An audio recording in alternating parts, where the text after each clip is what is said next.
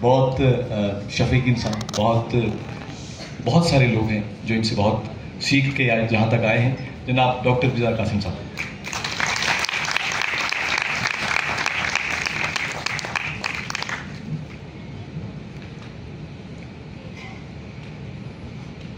आज स्टेज पे बहुत अहम अहले राय मौजूद हैं और सब ने कुछ न कुछ गुफ्तगू की। हवाला तो यास्मीन यास और उसकी शायरी,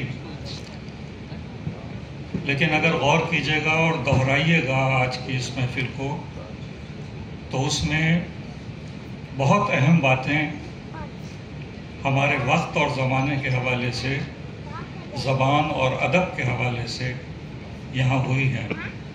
और इसमें बहुत ऐसा भी हो सकता है कि अगर कभी कुछ वक्त ऐसा हम दे सकें और बैठ के थोड़ी सी संजीदा रवि के साथ गुफ्तगू सुनना चाहें, तो हमें चाहिए कि फरासत रिजवी को बाकायदा सुनें। हमें चाहिए कि ताज साहब को बुला के पूरा लेक्चर इनका होना चाहिए।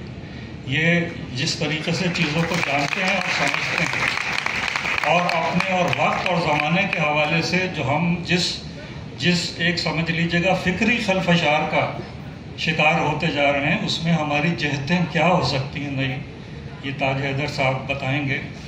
और बहुत ही अच्छा जलसा हो रहा है ये। मेरा ख्याल है कि इसकी सारी वजह यह है कि हम यहाँ जमा हुए हैं यास्मीन यास के हवाले से, और यास्मीन यास बिलाशुबा हमारा आज का मंजरनामा जो है शेर व अदब का और ख़ास तौर से शायरी का, उसमें एक वक़ार के साथ मौजूद है यास्मीन यास। तो किसी जगह मंजरनामे पे इस तरीके से मौजूद होना कि उसको अपनी अहमियत भी वाज़े करने का मौका मिल सके, और वक्त और ज़माना जिन चीज़ों का इजहार करना चाहता है वो उसकी गवाही में बात कर सकें। और चुनांचे आपने देखा कि यास्मीन यास की इस मजमू कलाम में जो यहाँ है और भी है उनकी किताबें, उसमें ज़िंदगी से जो एक क़ुर्बत हमारे इस हवाले से होती है कि हम उसे कैसे देखते हैं और हमें कैसे देखना चाहिए, ये बहुत अच्छे अहवाल के साथ इस किताब में, इस शायरी में मौजूद है। और इसमें जब मैं मंजरनामों की बात करता हूँ तो इसमें दो चीज़ें अहम होती हैं।